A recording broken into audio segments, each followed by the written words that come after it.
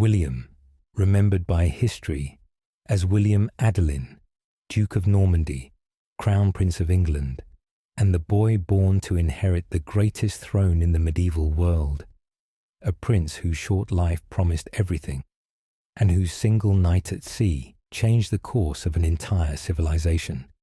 He was born knowing exactly who he was, the only son of a king, the heir to England and Normandy, a boy named, in the old language of the people his grandfather had conquered, simply the prince.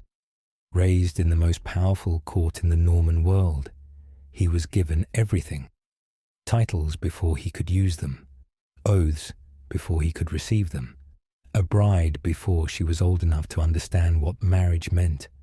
By 17, he had fought in a real battle, served as a regent, knelt before the King of France on his father's behalf, and stood on the very threshold of kingship. The future seemed not only certain, it seemed magnificent. And then, on a cold November night in the year 1120, a ship left the harbour of Barfleur. The crew was drunk, the helmsman was not watching, and when the wooden hull struck the submerged rock just beyond the harbour mouth, the entire future of England went into the dark water with it.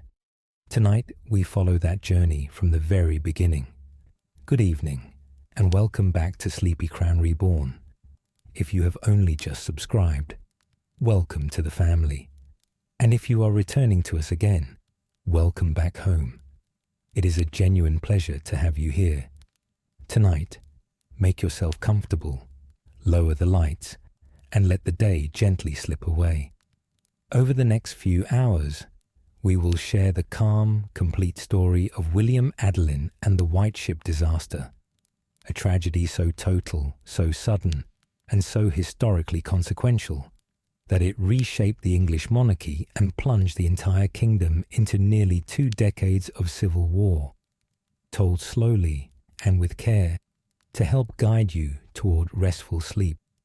We will softly explore the full arc of this remarkable story, from William's royal birth in Winchester, through his careful grooming as heir, his marriage, his first taste of diplomacy and war, and finally the catastrophic night of the 25th of November, 1120, all while gently tracing the extraordinary consequences that echoed across England for a full generation after he was gone. And if you have a moment before you drift off, a gentle like and a quiet comment about which part of William's story stayed with you most tonight, that would help keep these stories coming. To understand the life of William Adelin, and to truly feel the weight of what was lost on that cold November night in 1120, we must first understand the world into which he was born, a world that was still, in many ways, holding its breath. It had been just under 4 decades since William the Conqueror crossed the English Channel from Normandy, defeated the last Anglo-Saxon king at the Battle of Hastings, and transformed England into a Norman possession. That conquest of 1066 was one of the most complete and thoroughgoing political revolutions in European history. Overnight, the language of power changed. The names at the top of the great estates changed. The cathedrals began to be rebuilt in a different style. Even the food at the royal table shifted to reflect continental tastes. England had been ruled before by Danes and by Saxons and by Romans, but the Norman conquest left a mark unlike any that had come before it, a mark so deep that it is still visible today in the bones of the English language, in the architecture of English cathedrals, and in the very structure of English law. And yet, in the early years of the 12th century, that conquest was still relatively fresh. There were men and women alive in England who could remember the time before William the Conqueror. Their children had grown up under Norman rule, but had grown up alongside people who remembered another world. The tension between the old Anglo-Saxon nobility, largely dispossessed, largely pushed to the margins, and the new Norman ruling class was not yet fully resolved.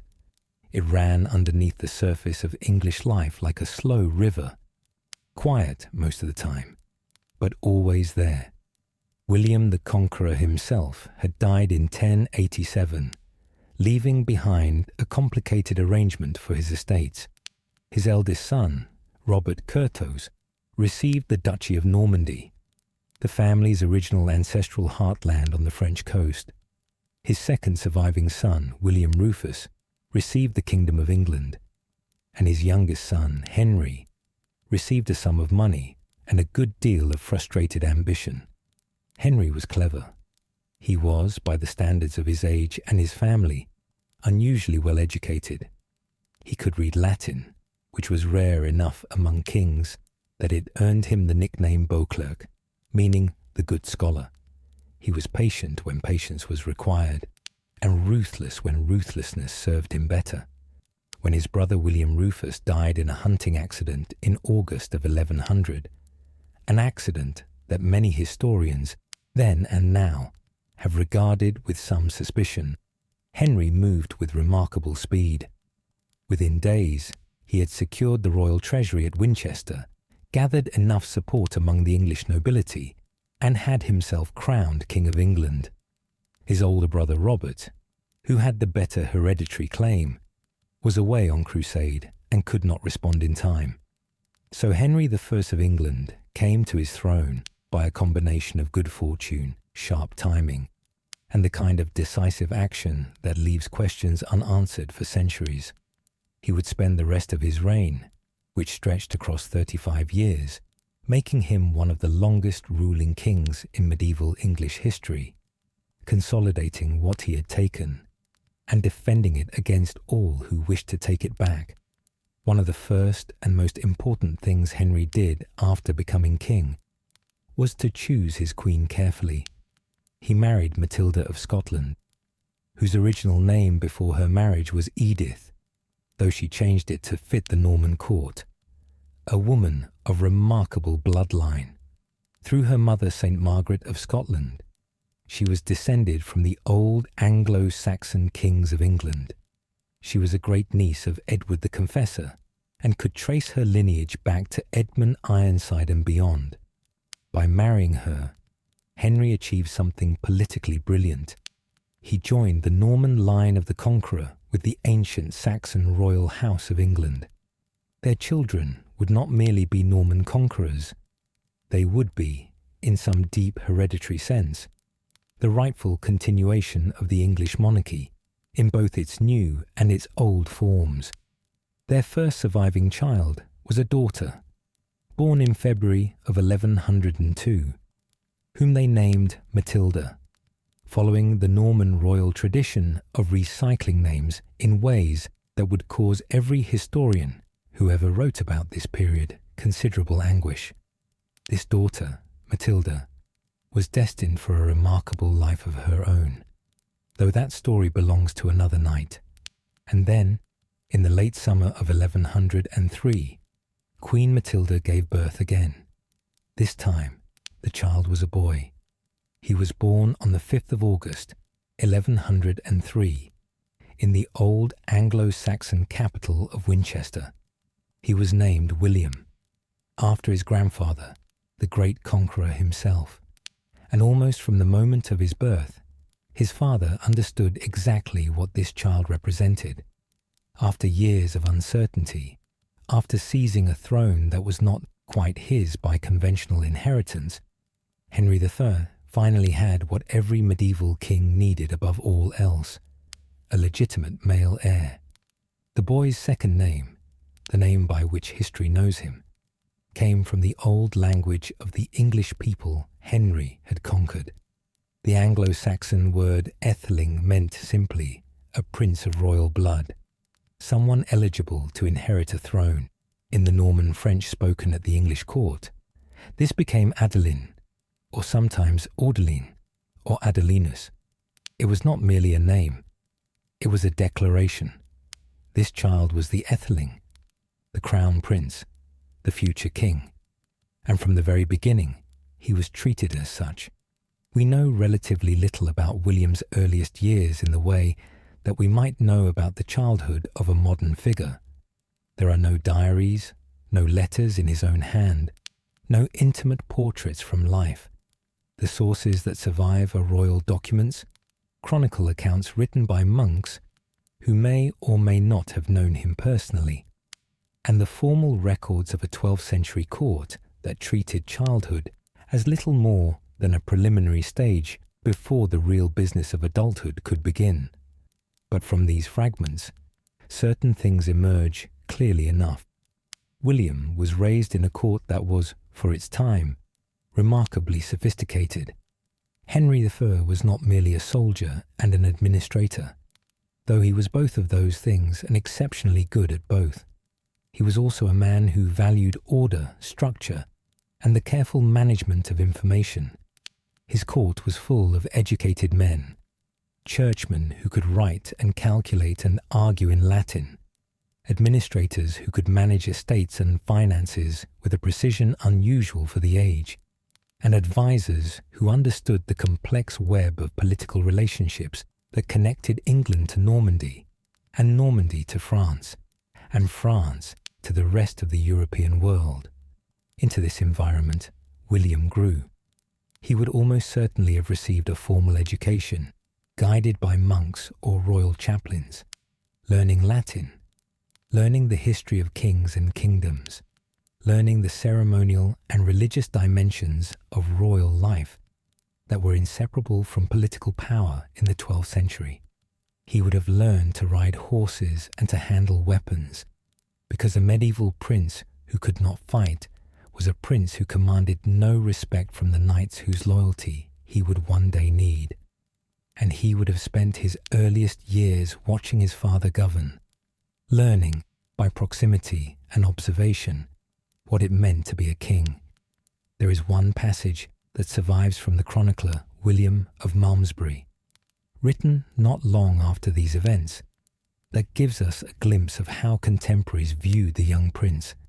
Malmesbury describes William as a boy who had been, in his phrase, so pampered that he seemed destined to be food for the fire, a phrase that carries the particular medieval sense of someone fated for destruction by their own excess. It is a small and somewhat unflattering portrait, and we should be careful not to take it as the whole truth of who William was. Chroniclers of the period often attached moral judgments to historical figures after the fact, colouring their accounts with the knowledge of how things ended. But it does suggest that even to contemporaries, there was something recognisable about a prince who had been given everything, a certain quality of entitlement that sits uneasily alongside the harder qualities a king would eventually need. Henry of Huntingdon, another chronicler of the period, was somewhat sharper. He suggested that William had once boasted he would make the English people draw the plough like oxen if he ever became king, a remark that, if it was made at all, tells us something about the tension that still existed between the Norman ruling class and the conquered English beneath them. Whether it was said or not, it entered the historical tradition, and it colours the way we understand William's character, a boy who knew with absolute certainty that he was the most important person in England after his father, and who had perhaps not yet learned the wisdom of pretending otherwise. But these are shadows. The young William Adelin, Prince of England and Normandy, was also, by all the evidence, a boy who would grow up to act with genuine courage and genuine feeling on the last night of his life. And that matters too. Chapter 2. The Education of a Crown Prince. The early years of the 12th century in England were years of relative stability compared to what had come before. But they were not years without tension. Henry I was a capable and determined ruler, but the situation he had inherited was one of permanent fragility in one crucial dimension. The relationship between England and Normandy was always a source of potential conflict, and the claims of rival members of his own family were always a potential source of crisis. The most immediate and persistent threat came from his older brother, Robert Curthose, Duke of Normandy. Robert had been away on the First Crusade when Henry seized the English throne, and when he returned, having actually participated in the capture of Jerusalem in 1099, one of the defining events of the medieval age, he found his younger brother already installed as King of England. Robert had the better claim by strict hereditary right, and he had the loyalty of many Norman barons who resented Henry's rise. The tension between the two brothers simmered for years before finally boiling over into open conflict. In 1106, Henry crossed the Channel and invaded Normandy directly. At the Battle of Tinchebray, fought almost exactly 40 years after the Battle of Hastings, on essentially the same calendar date, Henry decisively defeated Robert. Robert Curthose was captured and spent the remaining 28 years of his life as a prisoner. A long, slow, essentially silent ending for a man who had once been a Crusader hero. Henry now controlled both England and Normandy, uniting his father's empire under a single hand. But the problem did not simply disappear with Robert's capture. Robert had a son, a boy named William Clito, meaning William the Candidate, or William the Contender. William Clito had been born in Normandy and was, by straightforward hereditary logic, the rightful Duke of Normandy and arguably the rightful King of England. He had supporters, both within Normandy, where some barons resented Henry's heavy-handed governance, and outside it, particularly in France, where the King of France had his own reasons to want the Anglo-Norman Empire weakened. William Clito would shadow the years of William Adelin's childhood and adolescence like a persistent, dangerous rival, a reminder that Henry's hold on his inheritance was always contested, always potentially fragile, always dependent on the existence of his legitimate son as the clearest possible answer to any rival claim. This is the political backdrop against which William Adelin grew up, a father who had taken power by force and shrewdness, who governed with tremendous effectiveness but always under the cloud of dynastic challenge, and who needed his son, needed him healthy, educated, trained, married, and politically recognized, in order to secure everything he had built. Henry's response to this situation was methodical and deliberate. From a very young age, William Adelin was incorporated into the formal machinery of royal power in ways that were designed to make his position unassailable. He witnessed royal charters, the formal documents by which land grants, judicial decisions, and political arrangements were recorded, which meant that his name appeared in the official record of the kingdom as a participant in royal governance. He began appearing in the company of his father at important ceremonial occasions, absorbing the pageantry and ritual that gave medieval kingship so much of its weight and meaning. And then, in 1113, when William was just 10 years old, Henry made his first major political use of his son. The county of Anjou, the territory lying to the south of Normandy, centred on the city of Angers on the Loire River, had long been one of Normandy's most dangerous neighbours. The Counts of Anjou and the Dukes of Normandy had been rivals for generations, and that rivalry had periodically erupted into open warfare. In 1113, Henry saw an opportunity to transform this relationship. Count Fulk V of Anjou was a powerful figure, and Henry needed his neutrality at minimum, and his friendship if possible. The instrument of this transformation would be a marriage alliance. In February of 1113, in a meeting near the town of Alençon on the border between Normandy and Maine, Henry I of England and Fulk V of Anjou agreed to a treaty of peace. The seal on that treaty was the formal betrothal of Henry's son and heir, William Adelin, to Fulk's daughter, Matilda of Anjou. Matilda of Anjou, sometimes known by the earlier form of her name, Alice, was born around 1111, making her approximately 2 years younger than William. She was a child of perhaps 8 or 9 when this betrothal was arranged, which was entirely normal by the standards of 12th century aristocratic society, where marriage was first and foremost a political instrument and only secondarily a personal relationship. What mattered in 1113 was not the feelings of either child, but the political realignment that their future union would represent. Anjou and Normandy, bound together by blood, with Anjou's dowry, the county of Maine, which Fulk controlled, passing into the orbit of the Anglo-Norman realm. William's formal education in the arts of kingship accelerated as he moved through his early teenage years. In 1115, when he was 12 years old, Henry took a step of enormous symbolic significance. He arranged for the Norman barons, the great lords whose castles and estates dotted the Duchy of Normandy, to travel together and formally swear their homage and fealty to William as Henry's heir and the future Duke of Normandy. This was not merely ceremonial. In the feudal world of the 12th century, homage was a serious business, a personal oath of loyalty that bound a vassal to his lord in ways that were both legal and, in the eyes of the Church, genuinely sacred. By receiving this homage, William was being formally installed in the minds and the obligations of the Norman nobility as their future lord.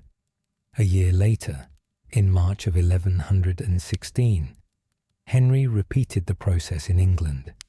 The great men of the English kingdom gathered and swore their fealty to William as heir to the throne. The young prince was, in the formal language of some documents from this period, referred to as the Rex Designatus, the designated king, or the king designate. One charter, witnessed by William in the city of Rouen, and dated to around this period, describes him in the resonant Latin phrase Dei gratia, Rex Designatus, by the grace of God, king designate. He had not yet turned 15, but in the eyes of the feudal world, he was already, in the most formal sense possible, the next King of England. There is something quietly moving about this period, this careful, methodical process by which a medieval father tried to secure his son's future. Henry III was not, by contemporary accounts, a warm or demonstrative man. He was brilliant and capable, but his relationships were often coloured by the needs of power rather than the warmth of personal affection. And yet, the energy and care he invested in ensuring William's future speaks to something deeper than mere political calculation. He was building something, not just a kingdom, a dynasty, a continuation, a proof that what he had taken by force and cunning could be passed on legitimately in orderly succession to his son. And his son was growing up. By the time he was 15 or 16, William Adelin was no longer merely a child in royal clothing. He had been to Normandy. He had witnessed charters. He had met the men who would one day kneel to him. He had grown up in the shadow of his father's enormous will, and now he was beginning to develop his own. Then, in the spring of 1118, something happened that changed the texture of William's life in a quiet but profound way.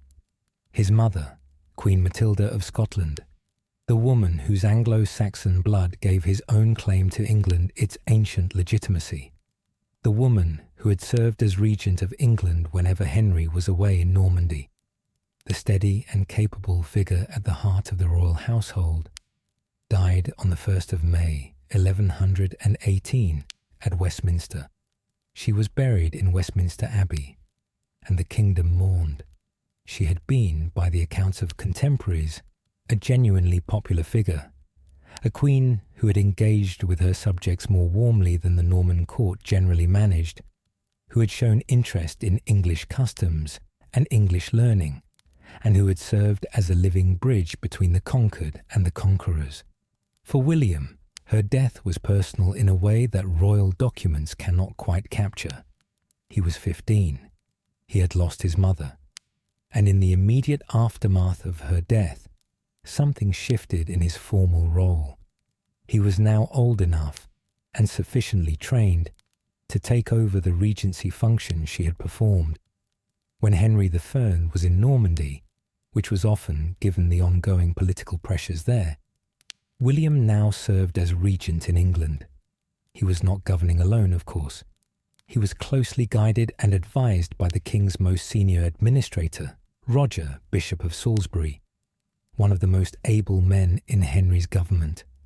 But the responsibility was real. The name on the documents was his. The years between 1116 and 1119 were years of sustained crisis for the Anglo-Norman realm, years in which the stability that Henry had carefully constructed was threatened from multiple directions simultaneously, and in which the young William Adelin had his first real experience of what it meant to be not just a prince, but a prince in a kingdom under pressure. The core of the problem was the network of alliances that had formed around William Clito, the rival claimant who never quite went away. Louis VI of France, known as Louis the Fat, had become king in 1108, and from early in his reign he had understood that William Clito was a useful tool. By supporting Clito's claim to Normandy, Louis could hope to weaken Henry, divide the Anglo-Norman realm, and perhaps even reverse some of the territorial arrangements that the Norman conquest had imposed on the broader European order. France had other allies in this enterprise. Baldwin VII of Flanders was a supporter of Clito, and Fulk-Fevre of Anjou, who had been moving in and out of alliance with Henry, always with one eye on his own interests, was also at various points a supporter. The conflict that erupted in this period was not a single clean war with a clear beginning and end. It was a rolling, complicated series of military actions, sieges, raids, and diplomatic maneuvers that stretched across several years and involved much of northern France. Henry was defending his hold on Normandy. Louis and his allies were trying to peel it away from him, using William Clito as their figurehead. The Norman barons, caught in the middle, shifted their loyalties with the winds of military fortune. It was in this context that William Adelin received something that no amount of charter witnessing or formal oath-taking could provide: direct experience of war.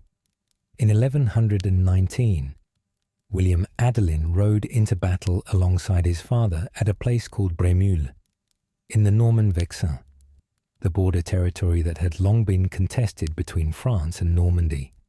On the 20th of August, 1119, the armies of Henry III and Louis VI's sect met in what would prove to be one of the most decisive military engagements of this period. Henry had prepared carefully.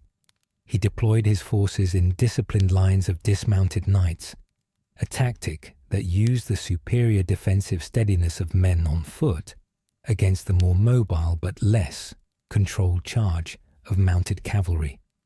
Louis, by contrast, relied on a cavalry charge, his knights thundering forward in the traditional manner. The result was not even close. The French charge broke against Henry's lines, became entangled, and then collapsed. Louis VI himself barely escaped the battlefield, losing his horse in the chaos. Around 140 French knights were captured. It was a decisive English victory, one of the most complete victories Henry ever achieved in open battle. William Adelin was there.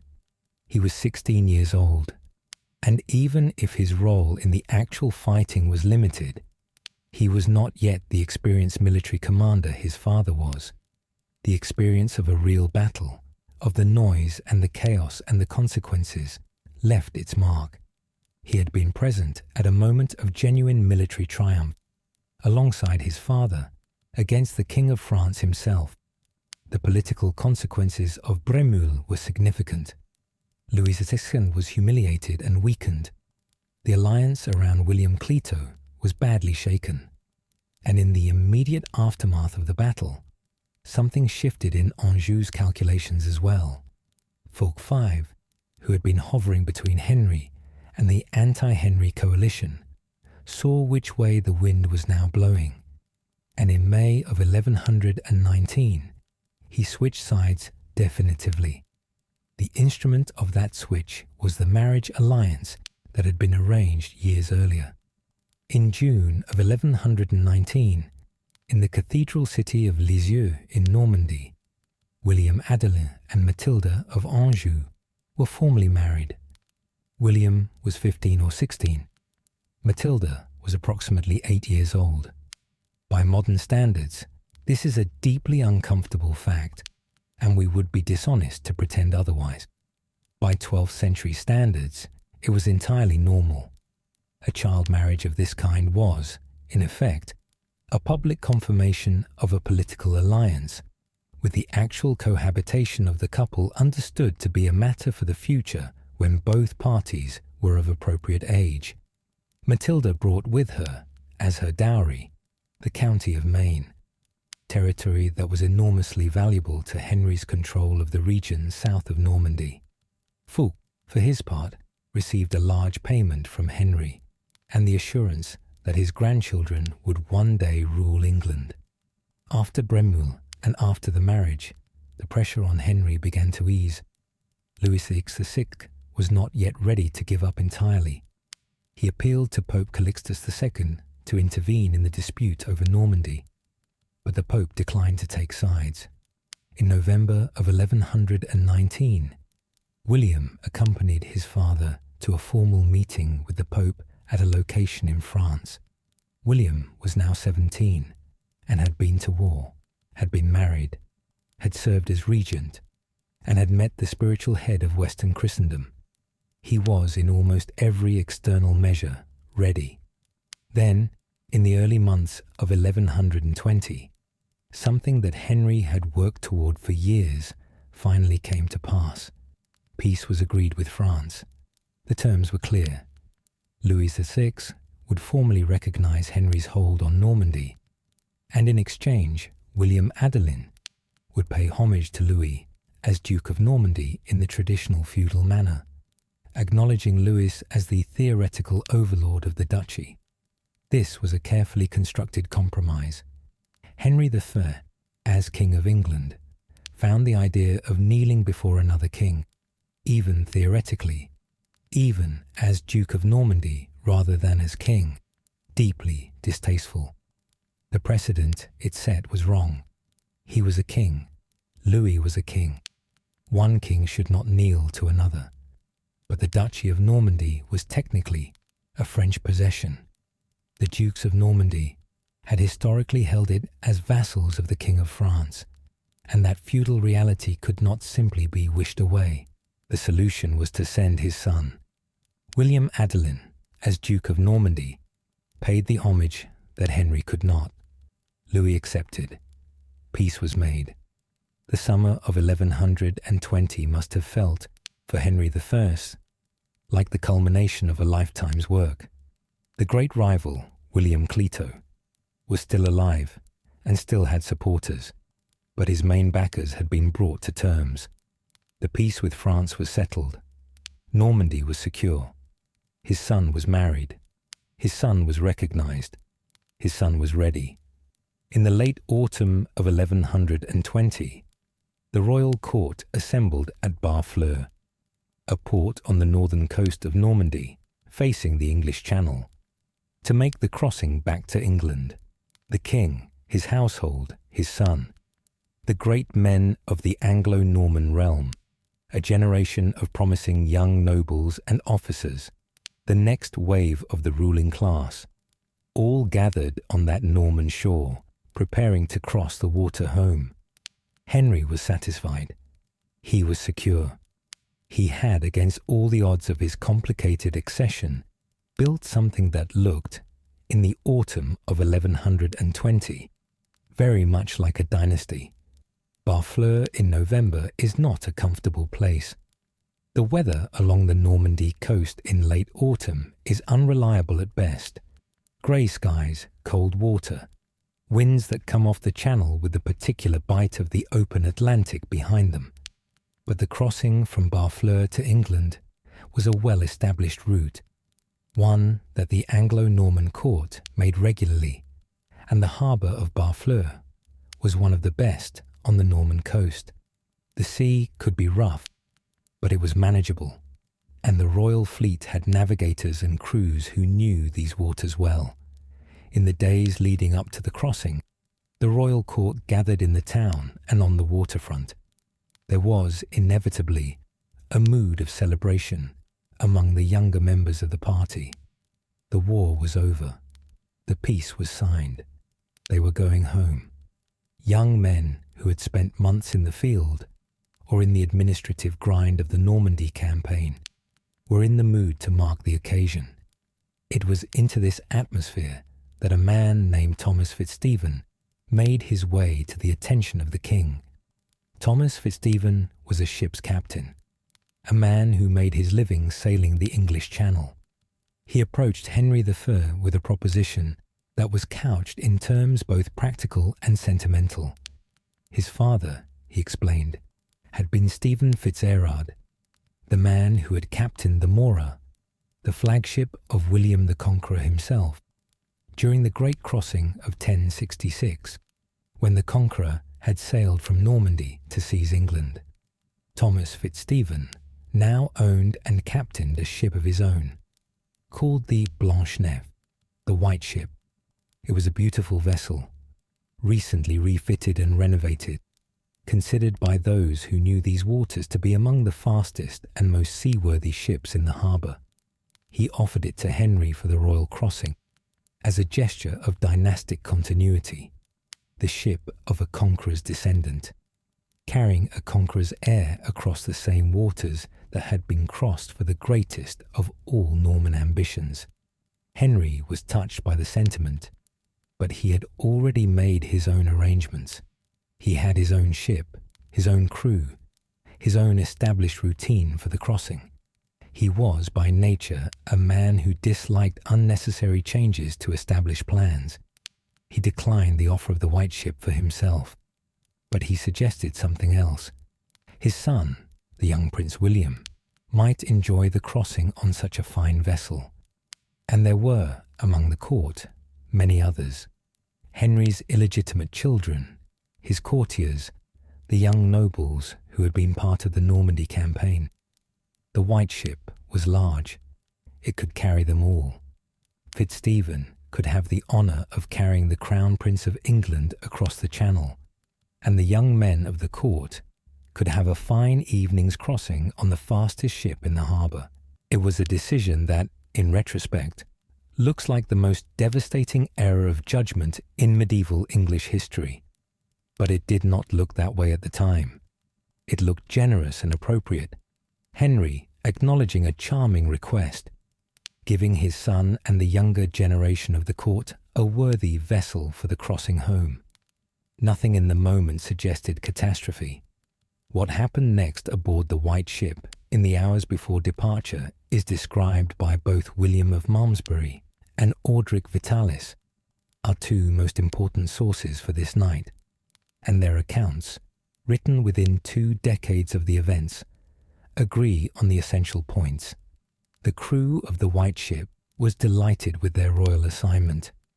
The young men of the court, William Adelin among them, though he was the prince and the centre of attention, were in high spirits. It was a celebration. Wine was produced.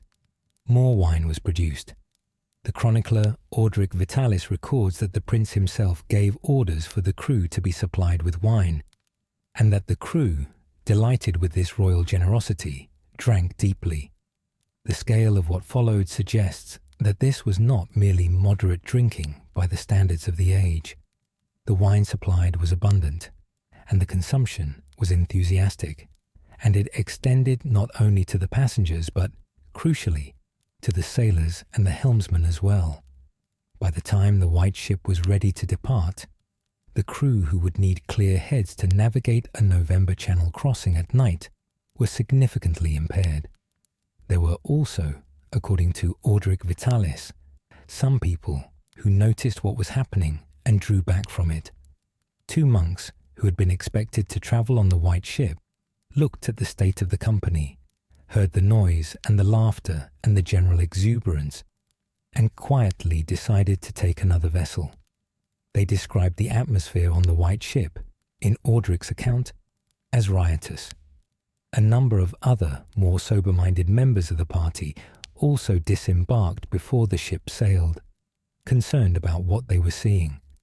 Among those who left the white ship before it departed was a man who would, because of this decision, eventually become King of England, Stephen of Blois. Henry I's nephew, the son of his sister Adela, had been expected to make the crossing on the white ship. He departed before it sailed. The reasons given in the sources vary.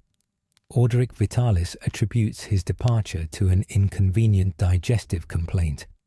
Whatever the cause, Stephen walked away from the white ship, found another vessel, crossed the channel safely, and was alive when the sun rose on the 26th of November, 1120. Henry III himself had already sailed hours earlier on his own ship with his own sober crew, navigating carefully and reaching England without incident. He arrived safely. The Christmas preparations were beginning. The court began to settle back into the routine of the English kingdom, and the white ship was still in the harbour of Barfleur. It was dark by the time she finally pushed off from the quayside. The reasons for the delay are exactly what one might expect. The drinking, the general merrymaking, the time it takes for a large and boisterous company to finally collect themselves on board. The king had departed in the late afternoon or early evening. The white ship departed much later, after dark had fully settled over the harbour and the coast. The young men aboard had been drinking for hours. Thomas Fitzstephen's crew were impaired, and there was, among the passengers, a mood that Orderic Vitalis captures precisely. The young nobles started boasting that they would overtake the king's ship, that the white ship was the fastest vessel on the channel, that they would beat the royal passage.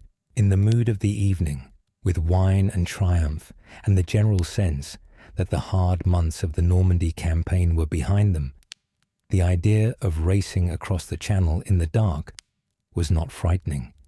It was exciting. Fitzstephen gave the order to row. The oarsmen, drunk as they were, threw themselves into the work. The white ship shot out of the harbour mouth with speed, and almost immediately disaster struck. Just beyond the mouth of Barfleur harbour, beneath the dark water, lay a submerged rock. In the usual careful navigation of the channel crossing, this rock was known and avoided. The route around it was second nature to any experienced channel navigator. But in the darkness, with a drunk helmsman, rowing at reckless speed to make good on a boast, there was no careful navigation. There was only momentum. The port side of the white ship, the left side, struck the rock with a crack of splitting timber. The ship lurched and tilted. Water began pouring in. The oarsmen, who had been rowing with such enthusiasm, found themselves suddenly fighting for their lives and losing. The white ship, according to the chroniclers, began to sink almost immediately. The damage to the hull was catastrophic. A vessel that had been the pride of the Barfleur harbour, recently refurbished and proclaimed the finest ship on the channel, was going down within sight of the Norman coast, in the cold, dark water of a November night.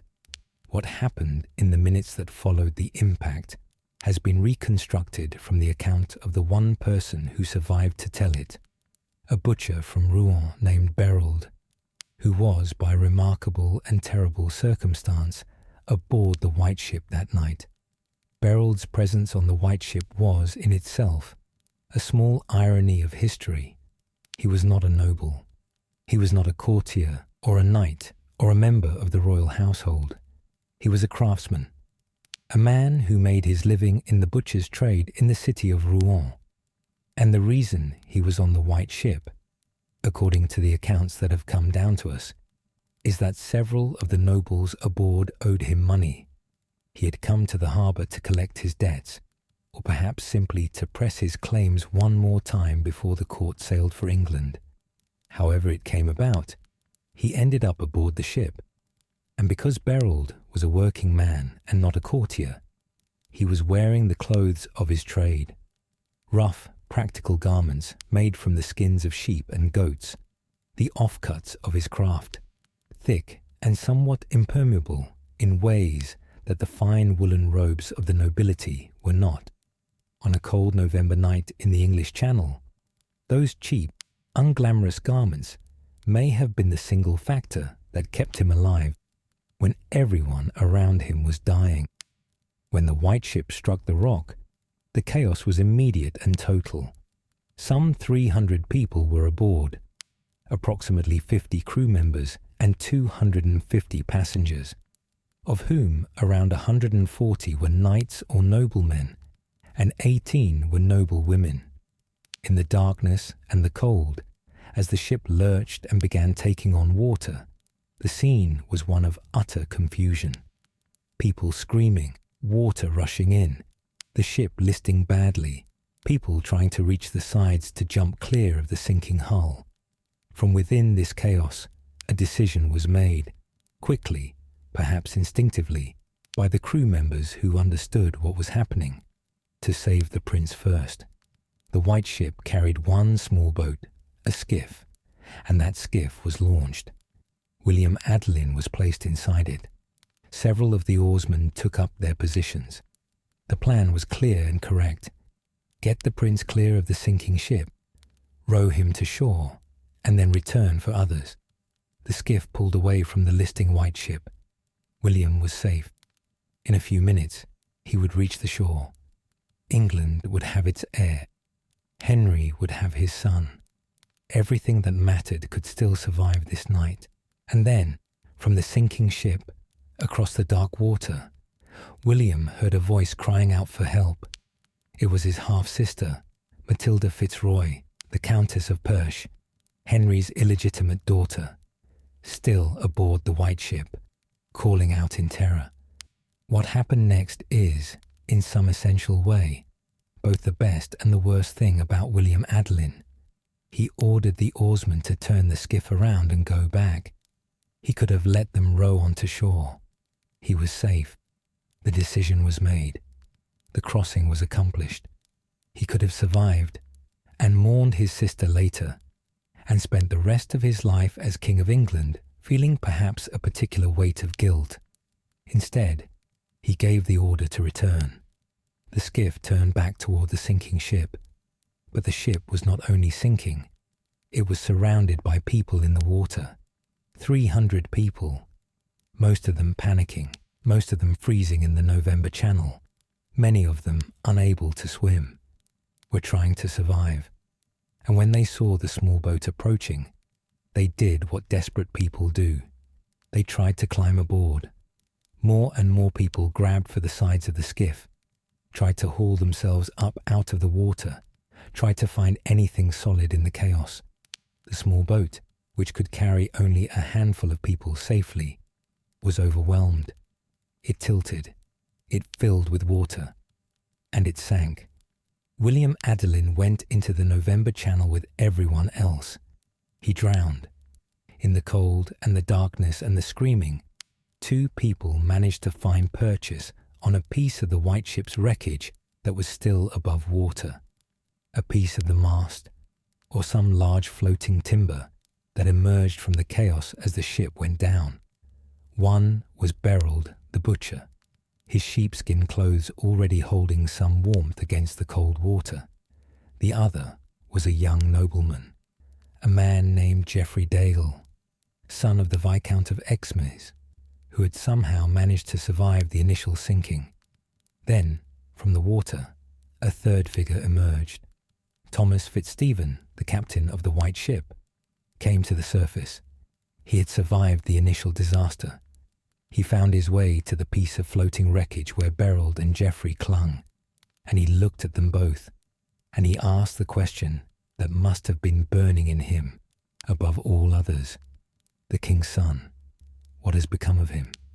And when Beryl and Geoffrey told him that William Adelin was dead, that the prince had gone back for his sister, and the boat had been overwhelmed, and the heir to England was gone, Thomas Fitzstephen made his decision. He did not try to hold on. He did not wait for rescue. Orderic Vitalis records his words in the Latin of his account. "It is vain for me to go on living." And he let himself slide back beneath the cold water of the English Channel, and he drowned. He was not, perhaps, a coward. In the world of 1120, the prospect of returning to England to tell Henry Tin that he had just drowned the king's heir through reckless, drunken navigation may genuinely have seemed worse than drowning. Henry was not a forgiving man. His justice was real and sometimes severe.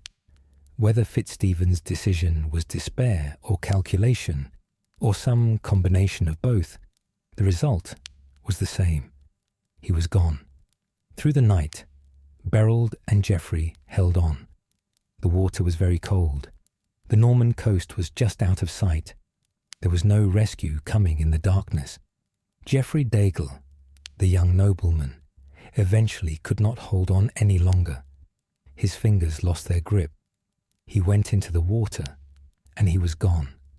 By the time dawn began to grey the sky over the Normandy coast, and the fishermen of Barfleur began to venture out toward the water, only one person was left. Beryl the butcher from Rouen, in his practical sheepskin garments, still alive on a piece of wreckage from the White Ship. He was rescued and brought ashore. He would live for approximately 20 more years, and for the rest of his life he would tell the story of what he had seen on the night of the 25th of November, 1120. In the days that followed, a few bodies washed ashore from the wreck, but William Adelin's body was never found. The heir to England, the boy born in Winchester in the summer of 1103, the Etheling, the crown prince, the Rex Designatus, the husband of Matilda of Anjou, was lost in the English Channel. No grave, no body to bring home.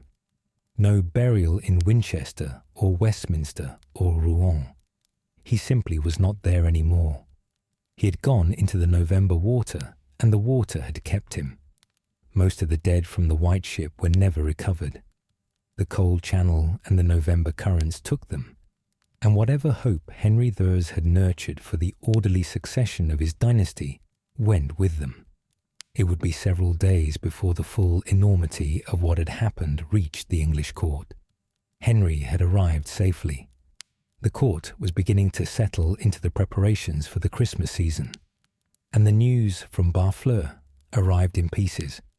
Rumours first, then slightly more specific rumours, then something unavoidably close to certainty. Among the senior men and women of Henry's court, a terrible problem presented itself. Someone had to tell the king.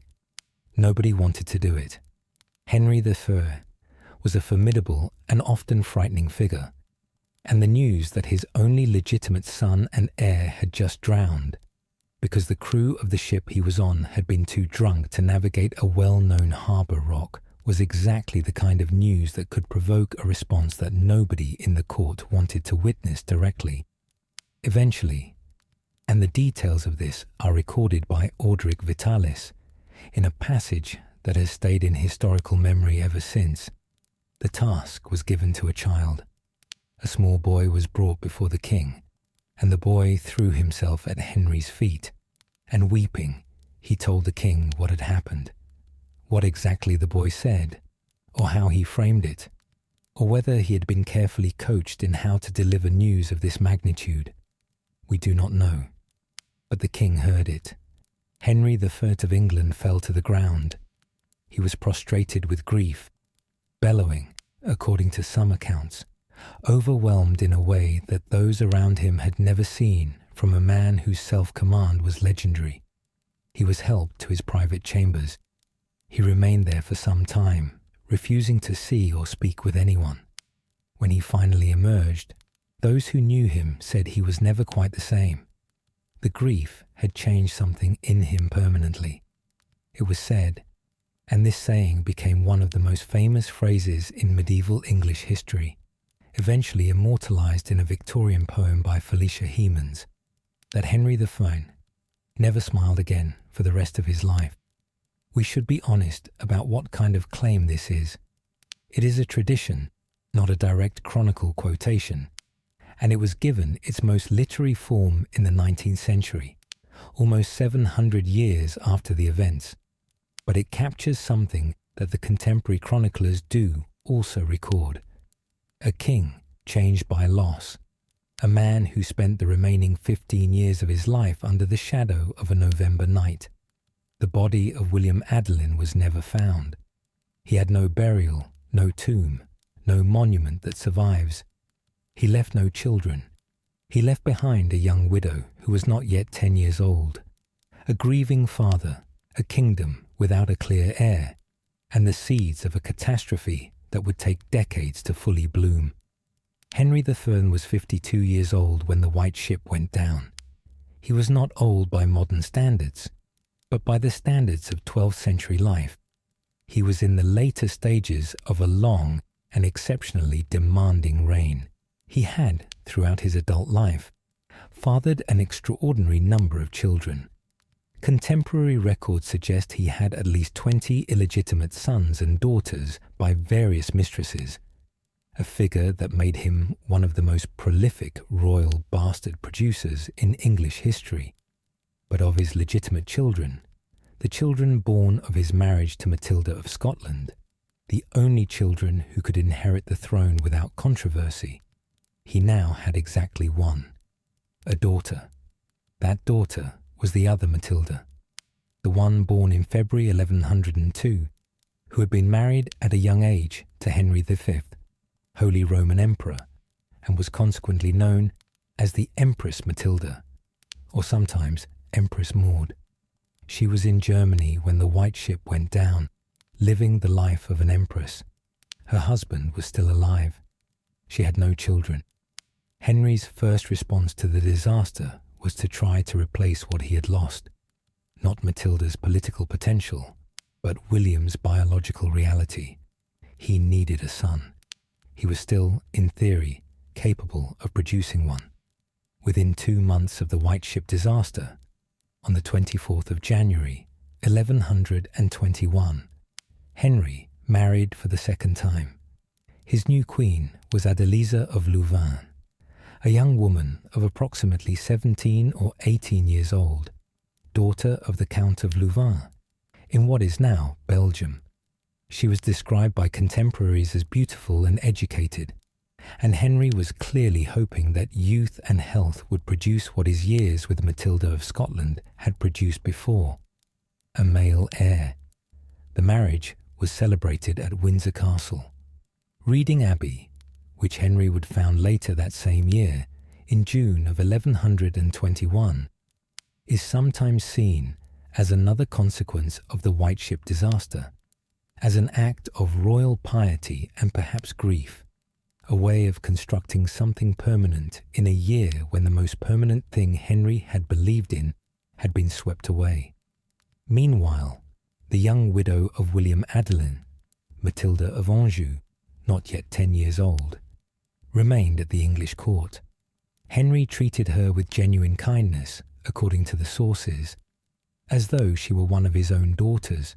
She was, after all, the daughter-in-law of a king, and her father, Fulk V, was still a significant political figure, and he was, by this point, preparing to leave for the Levant, where he would eventually become King of Jerusalem.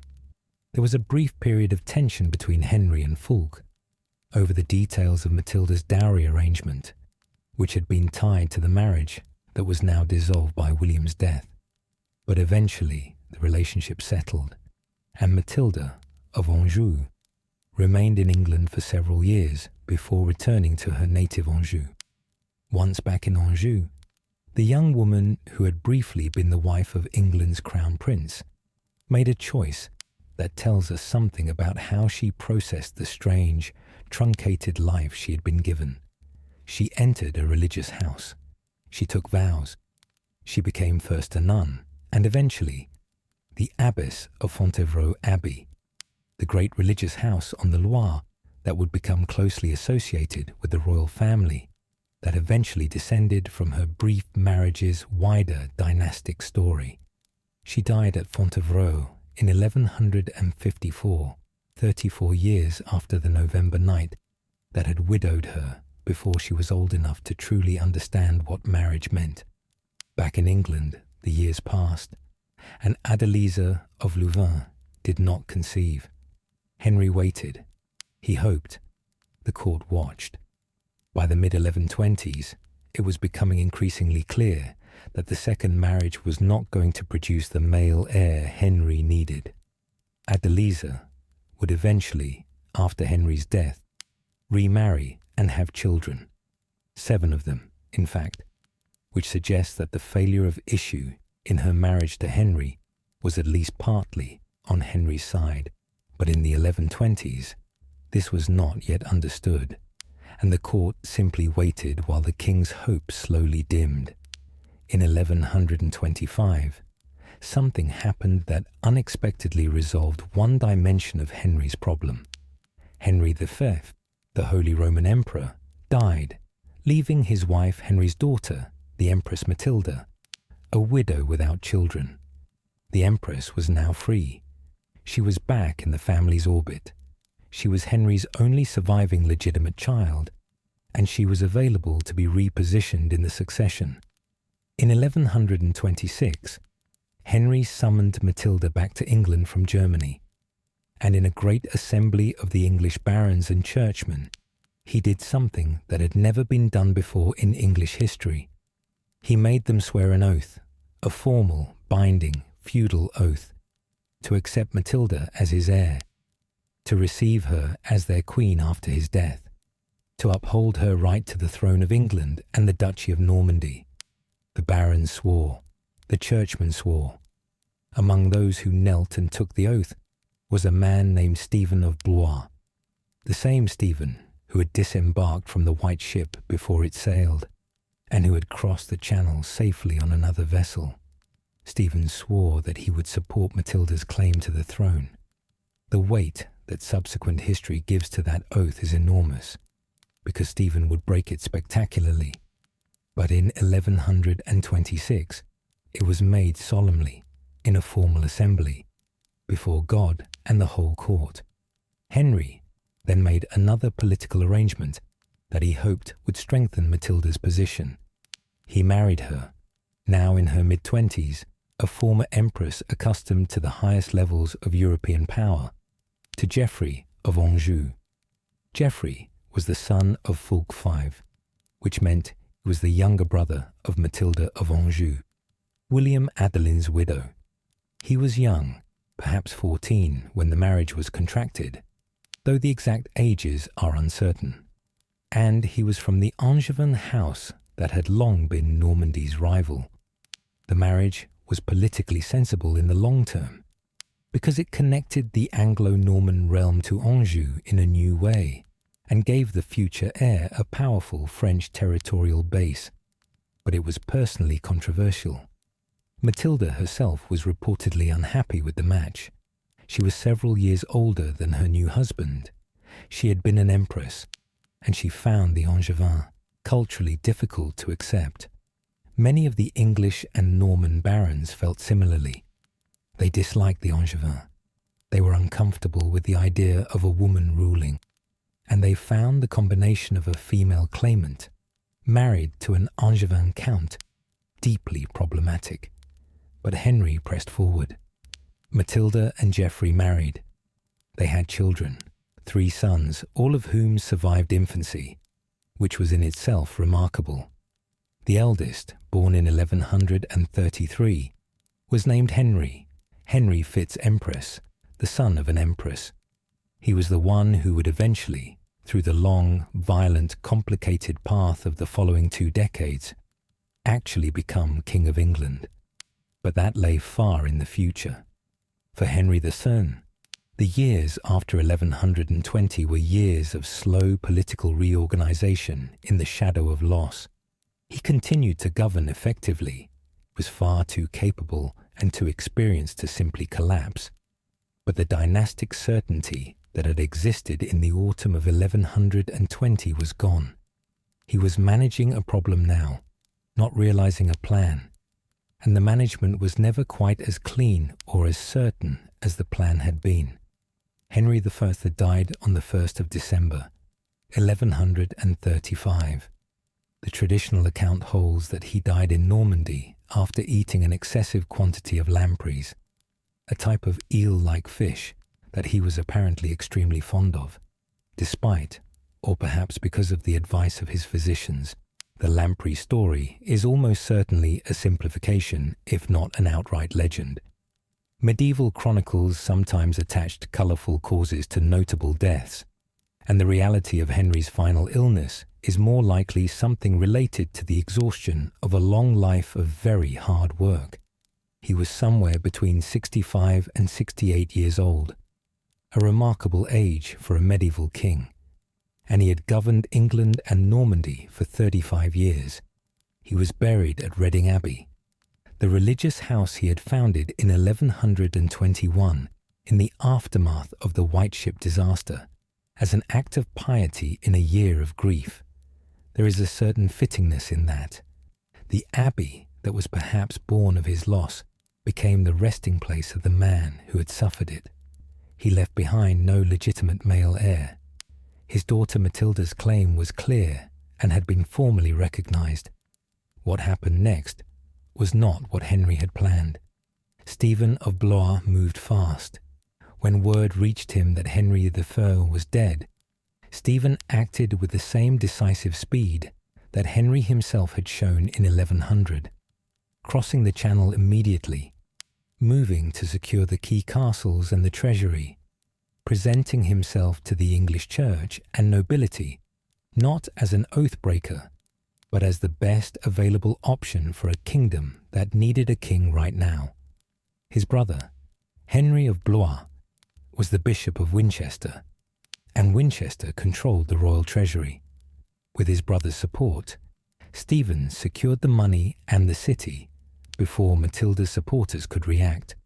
He was crowned King of England on the 22nd of December, 1135, barely 3 weeks after Henry III's death. The speed was crucial. Medieval political legitimacy was, in practice, partly a matter of physical possession and momentum. A man who was crowned quickly and who had the backing of the church and at least enough of the baronage to look like a majority was difficult to dislodge. Matilda was in Normandy. She was with her husband Geoffrey. She was far away from the English crown jewels and the English treasury and the English great churches where legitimacy was conferred. By the time she could react, Stephen was King of England. Her supporters, of course, did not accept this. Foremost among them was Robert, Earl of Gloucester, Henry III's illegitimate son, half-brother to Matilda, and one of the most capable military commanders in England. Robert had been one of the most powerful men in the kingdom, and his decision to support his half-sister's claim gave the opposition to Stephen a military credibility it might otherwise have lacked. In 1138, Robert of Gloucester formally renounced his allegiance to Stephen, and the civil war that historians call the Anarchy began in earnest. The Anarchy was one of the most destructive periods in medieval English history. It was not a clean war with clear front lines. It was the kind of conflict that medieval civil wars often became, a tangled, grinding, regionally fragmented struggle in which different lords supported different sides according to local advantage, in which castles changed hands repeatedly, in which the common people of England suffered the consequences of decisions made by people who lived in towers and thought in terms of inheritance rather than harvest. Contemporary accounts of the Anarchy describe a kingdom in collapse.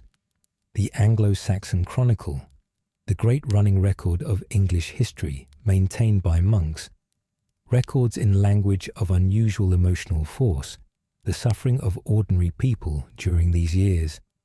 Men hung by their feet and tortured for their money. Villages burned, churches robbed, the price of bread rising until ordinary people were starving. The chronicler writes, in one of the most famous passages in medieval English historical writing, that it seemed as though Christ and his saints were sleeping. Matilda herself had moments of extraordinary near success. In 1141, at the Battle of Lincoln, her supporters captured King Stephen himself, an astonishing military achievement. For a brief period, Matilda was the effective ruler of England. She was received in London. She began to use the title Lady of the English.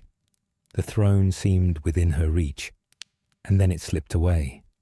Matilda's manner in those triumphant months was, by multiple accounts, imperious and inflexible.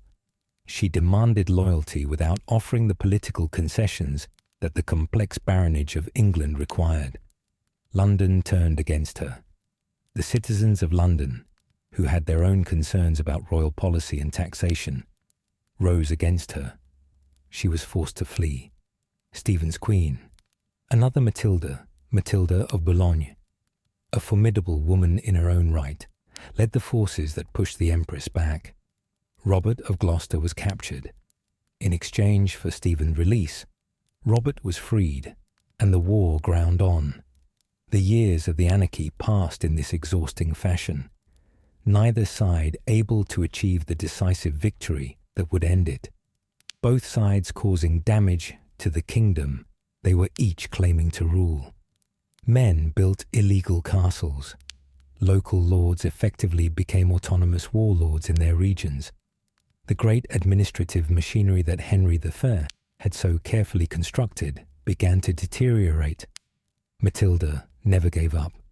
She never stopped claiming what she believed was rightfully hers. But she also never achieved the secure control of England that she needed to be recognized as its queen. The crown that Henry I had tried so hard to secure for his line, first through William, then through Matilda, remained elusive. What eventually resolved the Anarchy was not a battle or a decisive political triumph. It was biology and time, and the emergence of a new figure who, while carrying the Empress's cause, also brought something fresh to the situation. Matilda had a son, that eldest Henry, born in 1133, who carried the blood of the conqueror through his mother and the growing power of Anjou through his father. Henry Fitz-Empress, young, energetic, militarily capable, and politically shrewd, arrived in England in 1147 at the age of 14, and again in 1153 at the age of 20, and the second arrival changed everything. By 1153, both sides of the Anarchy were exhausted. Stephen's eldest son, Eustace, had died, removing his most direct dynastic hope. Stephen himself was aging and tired. The great men of England on both sides wanted peace more than they wanted continued war. In that autumn, the Treaty of Wallingford was agreed. Stephen would remain King of England for the rest of his life, but Henry Fitz-Empress would be recognized as his heir and would succeed him on the throne. Stephen died in October of 1154. Henry Fitz-Empress was crowned Henry II of England, and with that coronation, the long, painful consequences of a single night in November 1120 reached their formal conclusion. We have followed the events surrounding William Adelin, his birth, his education, his political grooming, the night of the White Ship, the long aftermath. But there is a question that sits quietly at the center of all of this, and it is worth pausing to ask it directly. Who was William Adelin as a person? The honest answer is that we know less than we might wish. He died at 17, an age at which even a medieval prince had not yet had time to fully reveal himself. The documents he witnessed, the charters he signed, the campaigns he participated in, these give us an outline, a silhouette, but not a full portrait.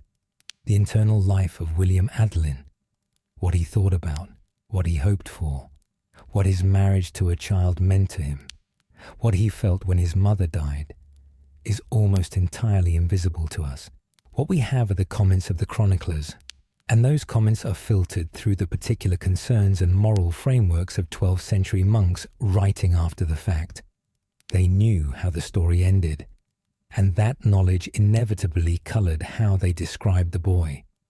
William of Malmesbury's description of William as pampered, as seeming destined to be food for the fire, carries the weight of hindsight, the suggestion of a young man who had been given too much too soon, who had not yet been tested hard enough by adversity to know what kind of king he would truly have been.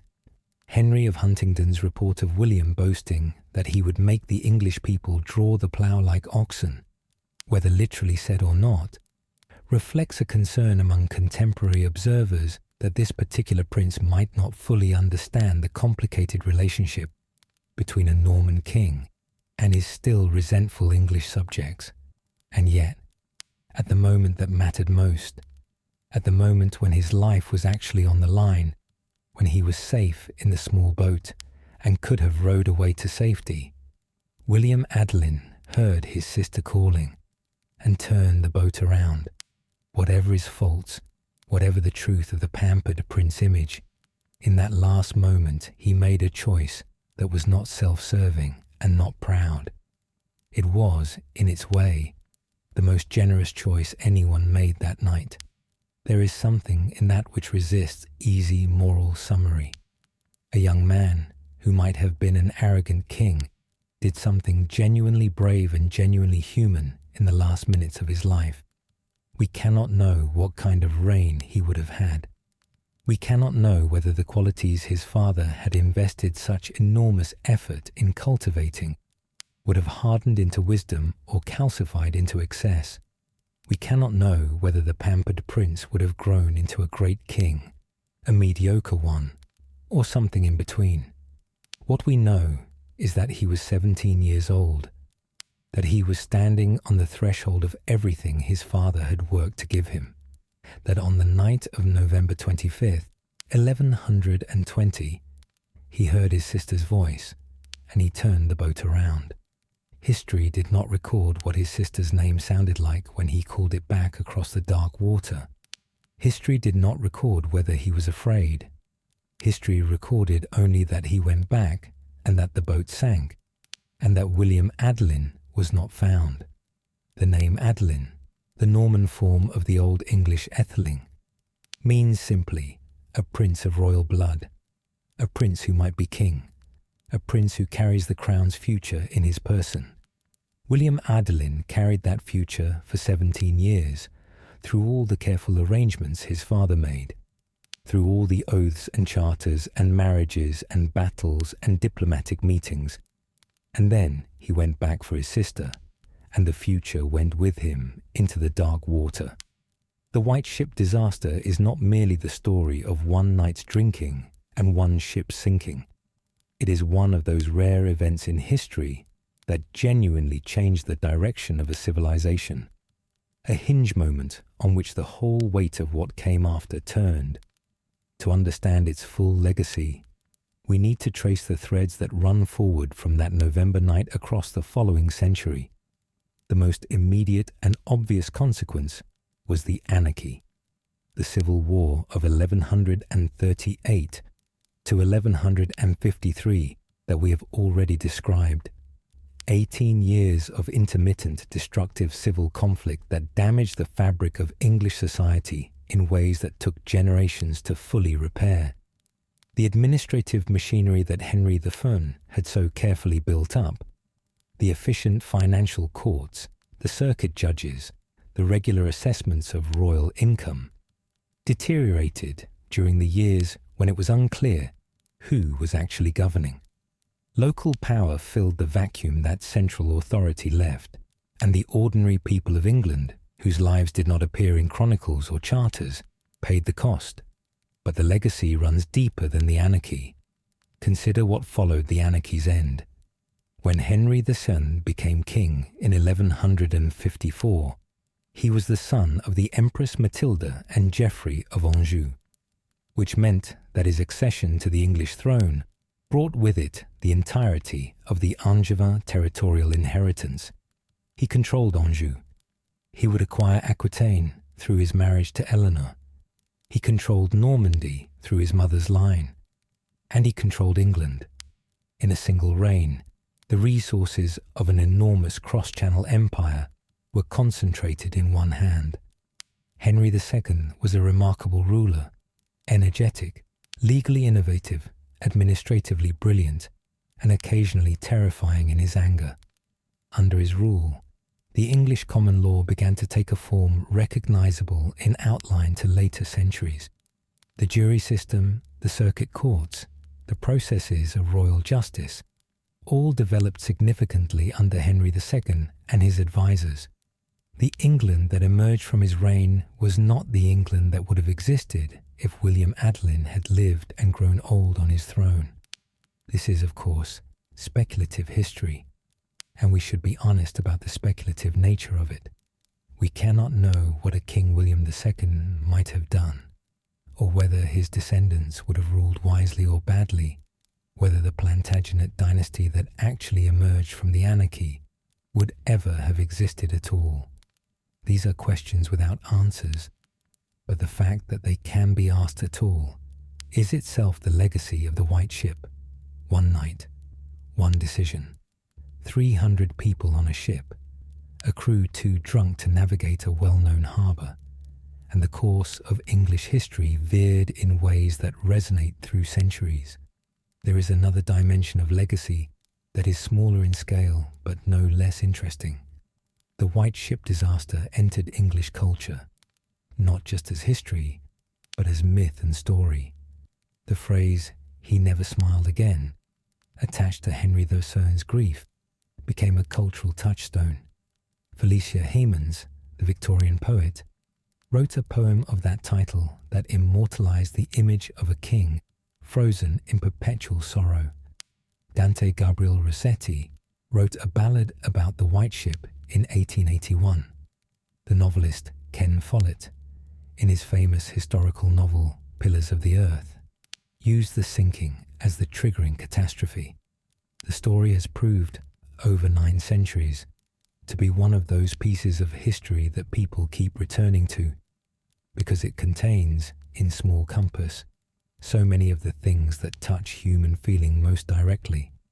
A father's hope, a son's promise, a night of celebration that turned into catastrophe, a choice made in the dark, a body never found. It is history that feels like tragedy in the old literary sense, not just a sad event, but a story that reveals something essential about the human condition and the fragility of even the most carefully constructed futures. The White Ship was built to be the fastest vessel on the Channel. It was refitted and renovated and proclaimed magnificent. The captain who offered it was proud of his lineage. The prince who accepted it was riding the crest of a tide of triumph. And yet all of that speed and all of that beauty and all of that triumph could not survive a rock just beyond the harbour mouth in the dark. To fully appreciate the human scale of what the White Ship took, it is worth pausing to consider not only the central figure of William Adelin, but the wider community of people who went down with him, and the few who did not. Among those who drowned alongside William were 2 of Henry III's illegitimate children. Matilda Fitzroy, the Countess of Perche, the half-sister whose cry in the darkness turned William's boat around, was lost in the same waters she had inadvertently drawn him back toward. Richard of Lincoln, Henry's illegitimate son, also drowned that night.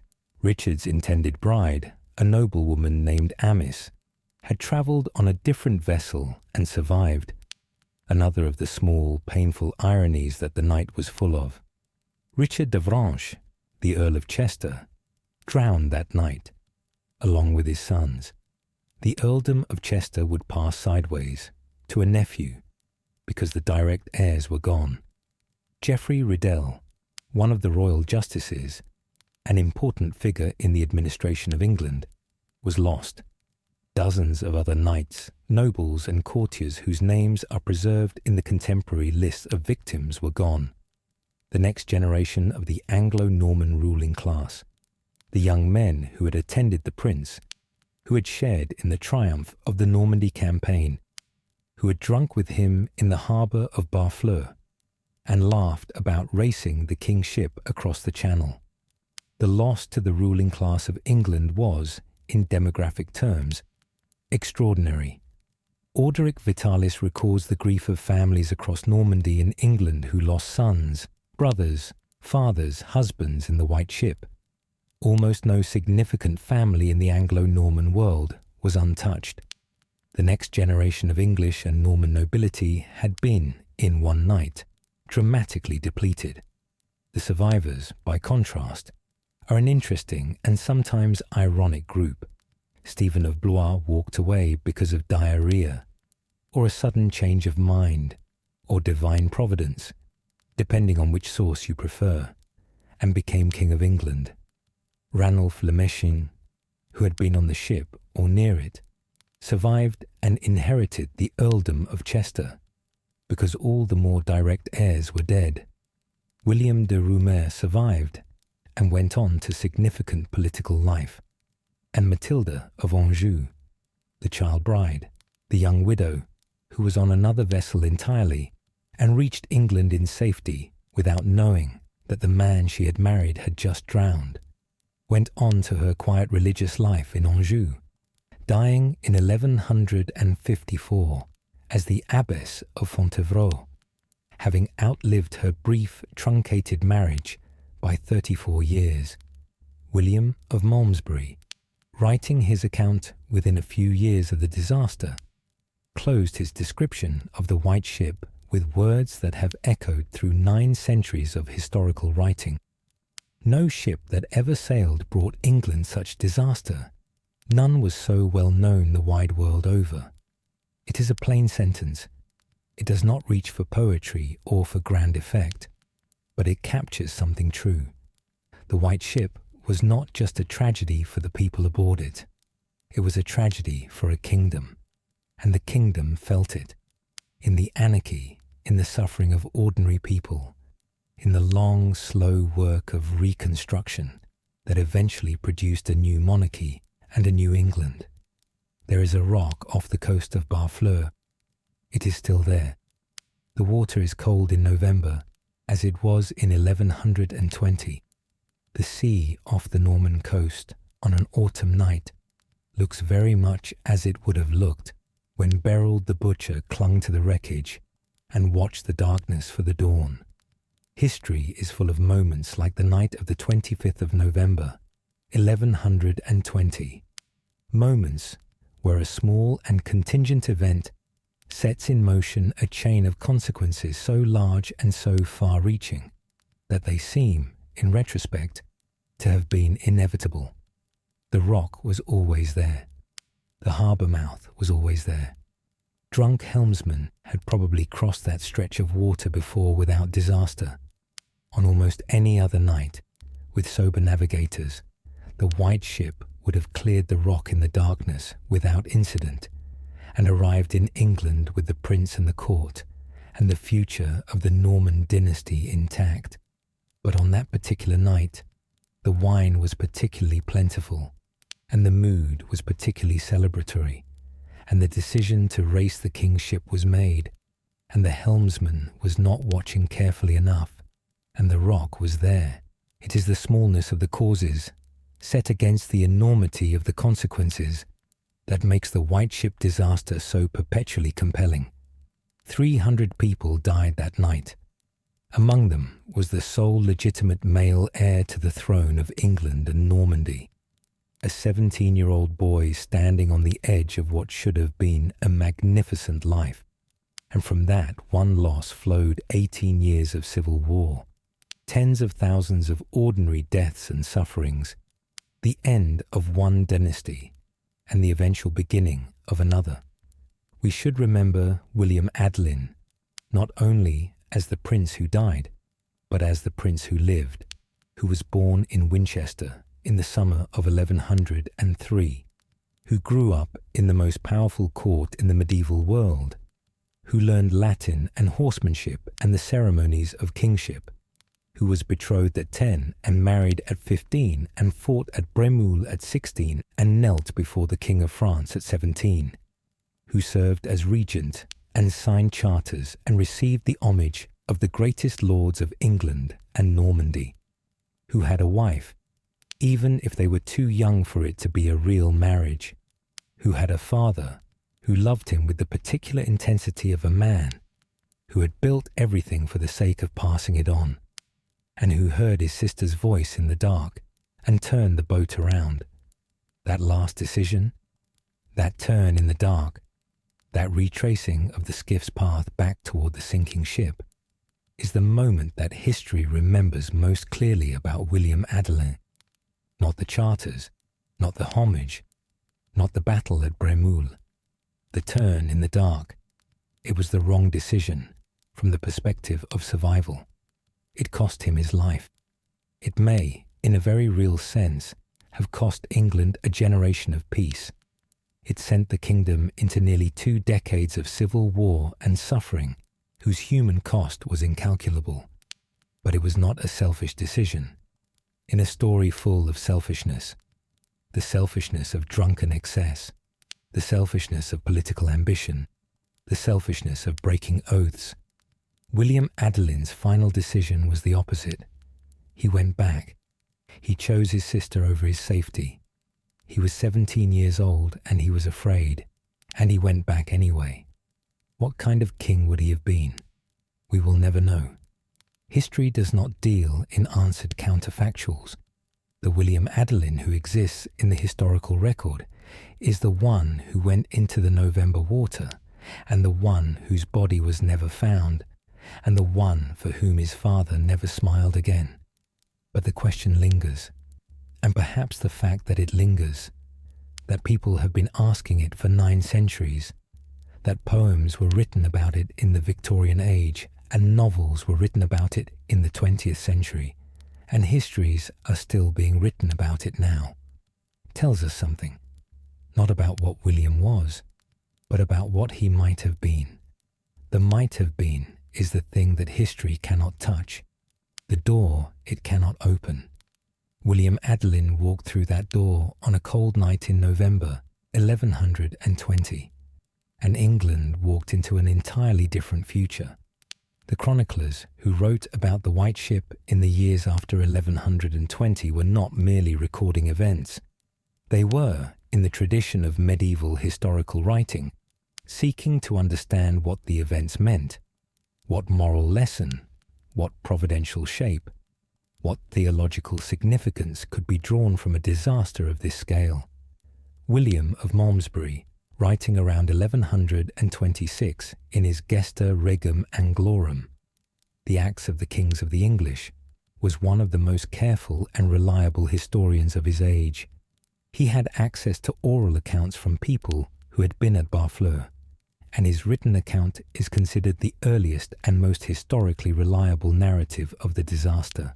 He describes the night in detail, captures the mood of celebration and excess, and records the essential facts of the sinking without excessive moralizing.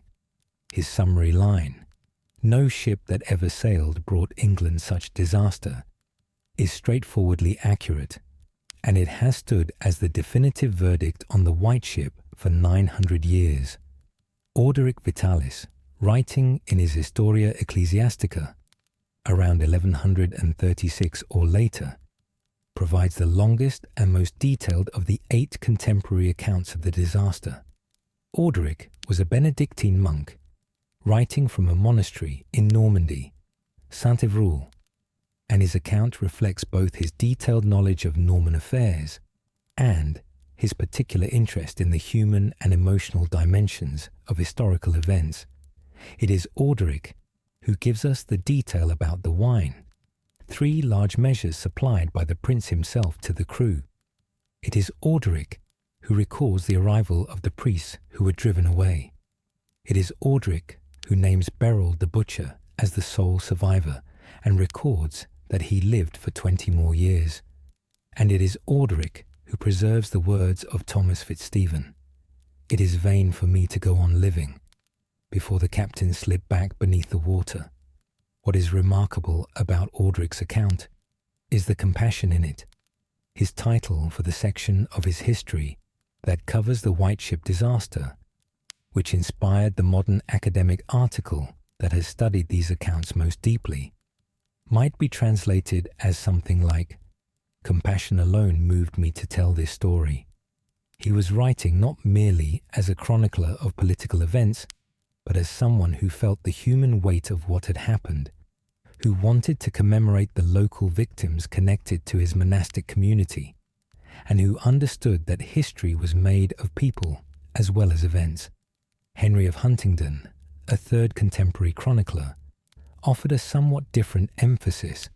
He was more inclined to see the disaster as divine punishment for the moral failures of the passengers, particularly what he characterized as their immoral behavior. This moralistic reading was common in medieval historical writing, and it tells us as much about the anxieties of 12th century churchmen as it does about the White Ship itself. But it was also, in its own way, an attempt to make sense of an event that seemed to defy ordinary explanation. How could God have allowed the heir of England to drown in a harbour mouth? The conspiracy theories came later. The novelist Ken Follett, writing in 1989, suggested in Pillars of the Earth that the White Ship might have been deliberately sabotaged. A historian, Victoria Chandler, wrote an article in 1998 asking whether the disaster might have been a planned mass murder. The appeal of these theories is understandable. It is always somewhat easier to accept that a catastrophe of this magnitude was intended, rather than accidental.